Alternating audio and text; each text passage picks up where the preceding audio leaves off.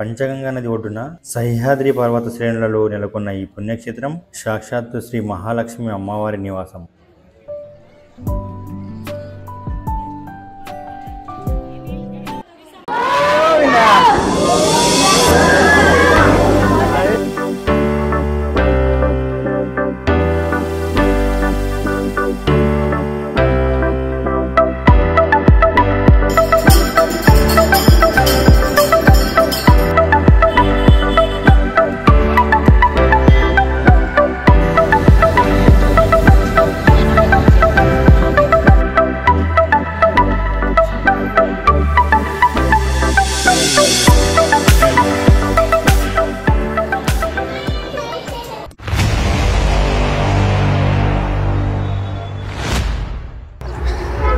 Hi friends, అందరికీ నమస్కారం. నేను మీ శివకుమార్ జాదవ్.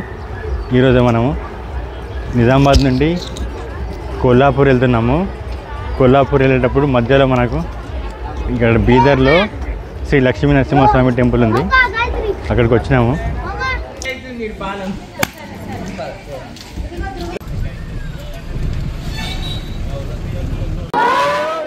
బీదర్లో మనము 3 ముఖ్యమైన ప్రదేశాలను చూడవచ్చు. ఫస్ట్ వచ్చేసి ఝరణి నరసింహస్వామి గుహ దేవాలయం. ఇది ఒక గుహలో ఉన్న చాలా అరుదైన దేవాలయం. ఇక్కడ స్వామివారిని దర్శించుకోవాలంటే దాదాపు 600 మీటర్ల పొడవున మోకాలి లోతు నీటిలో నడుచుకుంటూ వెళ్ళాలి. సెకండ్ వచ్చేసి బీదర్ కోట. ఇది ఒక గొప్ప చరిత్ర కలిగిన కోట. బహమని సుల్తానులు తమ రాజధానిని గుల్బర్గా నుండి బీదర్కు మార్చిన తర్వాత ఈ కోటను నిర్మించారు. మూడోది వచ్చేసి మనకు గురుద్వారా. ఈ గురుద్వారా సిక్కుల మొదటి గురువు అయిన గురునానక్ జ్ఞాపకార్థం నిర్మించబడింది. పెట్టుకొని లోపలికి వెళ్ళాలి. ఇక మెయిన్ టెంపుల్ ఇదే గురుద్వారా. అక్కడ వెళ్ళి మనం గురుద్వారా దర్శనం చేసుకున్న తర్వాత బయటకు వచ్చిన తర్వాత ఇక్కడ మనకు అన్నదాన సత్రం ఉంది. చాలా పెద్దగా ఉంది సత్రం. ఇక్కడ హ్యాండ్ వాష్ చేసుకొని లోపల సత్రంలోకి వెళ్ళిపోవడం. ఇక్కడ మంచి రుచికరమైన భోజనం ఉంది. ఇక్కడ ముఖ్యంగా ఇక్కడ మనకు ఖీర్ అయితే ఎంత బాగుందో సార్, నా లైఫ్లో ఫస్ట్ టైం ఇట్లాంటి ఖీర్ తినడము. నిజామాబాద్లో 6:15 స్టార్ట్ అయితే ఏది మన బీదర్లో లక్ష్మీనరసింహస్వామి టెంపుల్, మళ్ళీ గురుద్వారా, ఇంకోటి ఏది బీదర్ ఫోర్టు. ఈ 3 చూసుకొని వచ్చేసరికి ఇప్పుడు 8 అయింది. ఇక్కడ గానగాపూర్ వచ్చేసరికి 8 అయింది. మొత్తం నైట్ అయిపోయింది.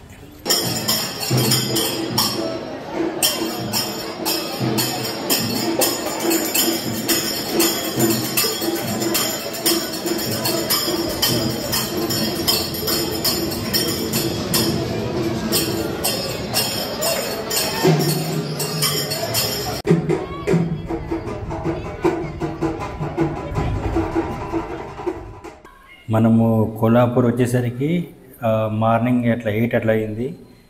ఇక్కడ ఒక రూమ్ తీసుకొని ఫ్రెష్ అప్ అయ్యి ఇక్కడ టెంపుల్కి వచ్చినాము. ఇది 100, అది 250, ఇది 450. మరి లేట్ అయిపోతుంది. ఇది మహాలక్ష్మి టెంపుల్కు బ్యాక్ సైడ్ నుంచి ఎంట్రన్స్ అన్నమాట. ఇది దీన్ని పశ్చిమ దర్వాజా అంటారు.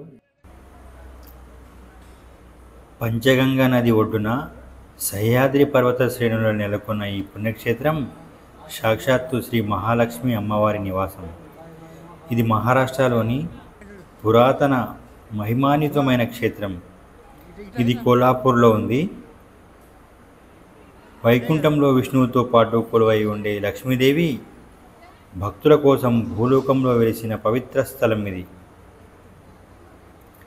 అష్టాదశ శక్తిపీఠాలలో 7వ శక్తిపీఠంగా ఈ ఆలయం బాసిల్లుతోంది. ఇక్కడ అమ్మవారిని భక్తులు అంబాబాయి అని ఆప్యాయంగా పిలుచుకుంటారు. ఈ ఆలయ నిర్మాణం శీలాహార రాజవంశం ద్వారా జరిగిందని చరిత్రకారులు చెబుతారు. అనంతరం చాళుక్యులు, యాదవులు, మరాఠాలు వంటి అనేక రాజవంశాలు ఈ ఆలయ అభివృద్ధికి కృషి చేశాయి. కొల్హాపూర్ మహాలక్ష్మి ఆలయం కేవలం ఒక పుణ్యక్షేత్రం మాత్రమే కాదు, ఎన్నో వందల సంవత్సరాల చరిత్రను తనలో దాచుకున్న చారిత్రక సంపద. ఈ ఆలయ ఆవిర్భావానికి సంబంధించిన ఒక ఆసక్తికరమైన పురాణ కథ ఉంది. ఒకసారి భృగు మహర్షి వైకుంఠంలోని శ్రీ మహావిష్ణువును దర్శించుకోవడానికి వెళ్ళారు.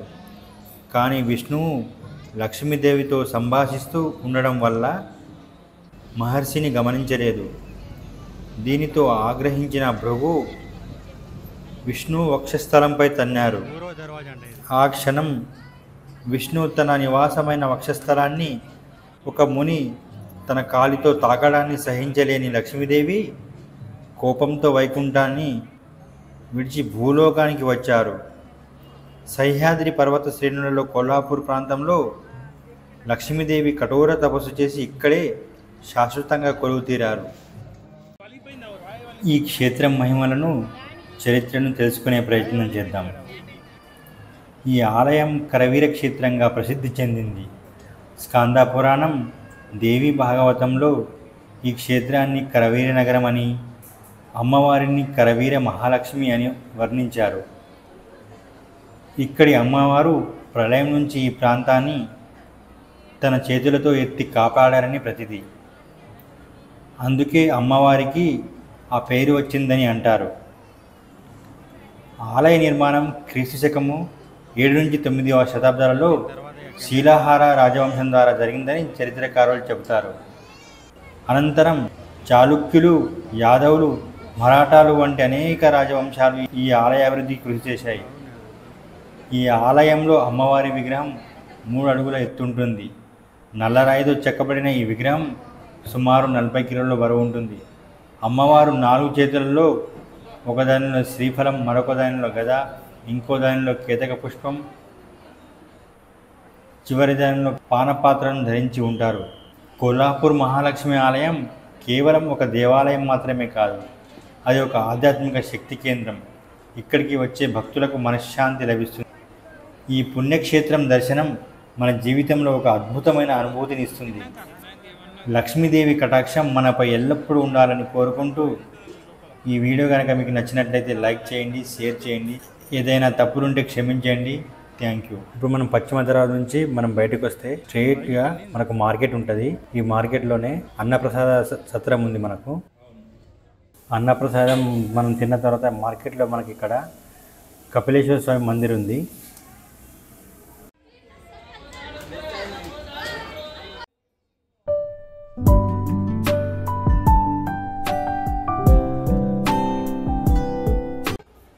మనం ఈ టెంపుల్లో అమ్మవారిని దర్శించుకోవాలంటే 3 ప్రవేశ మార్గాలు ఉన్నాయి. ఒకటేమో పశ్చిమ దర్వాజా, రెండవది ఉత్తర దర్వాజా, మూడవది పూర్వ దర్వాజా. మనం ఫస్ట్ ఎంట్రెన్స్లోనే మనం పశ్చిమ దర్వాజా నుంచి లోపలికి వెళ్ళాము. ఇది ఉత్తర దర్వాజా. కొంచెం ముందుకెళ్ళి రైట్ సైడ్లో వెళ్తే అది పూర్వ దర్వాజా ఉంది. మనకు స్ట్రెయిట్గా కనిపించేది భవానీ మండప్. దీన్ని ఛత్రపతి శివాజీ మహారాజ్, 2వ ఛత్రపతి శివాజీ మహారాజ్ నిర్మించారట దీన్ని. అయితే ఇందులో కొంత భాగాన్ని కాలేజీలకు, కొంత భాగంలో గవర్నమెంట్ ఆఫీసెస్ నడుస్తున్నాయి.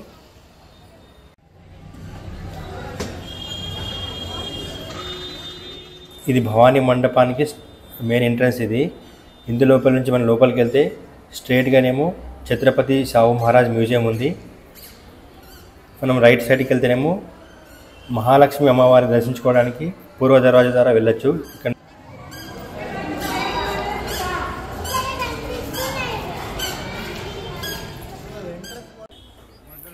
ఇట్లా మనం భవానీ మండపం ద్వారా లోపలికి వచ్చినాం కదా, అది స్ట్రైట్గా కనిపించే బిల్డింగ్ మొత్తము గవర్నమెంట్ ఆఫీస్కి ఇచ్చేసారనమాట.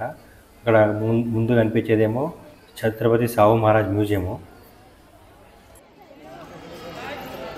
మనం టెంపుల్ పోవాలంటే లోపల పోయి రైట్ సైడ్ పోతే టెంపుల్కి వెళ్తాం. ఇప్పుడు మనం ఒక స్ట్రైట్గా కనిపించే భవానీ మండపం నుంచి స్ట్రైట్గా లోపలికి వచ్చినాం కదా, ఇదే మనకు ఛత్రపతి సాహు మహారాజ్ మ్యూజియం అన్నమాట. ఇది లోపలికి వెళ్ళి చూద్దాం రండి. మనం కూడా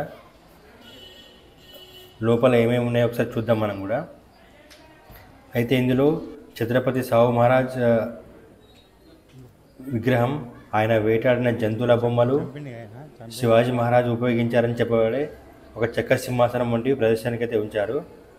ఇక్కడ ఒకటి బాహుబలి బర్రెను కూడా ఛత్రపతి సాహు మహారాజ్ వధించారని చెప్తారు. అది కూడా ఉంది ఇక్కడ స్ట్రేట్గా మనకి అదే కనిపిస్తుంది చూడండి. బాహుబలి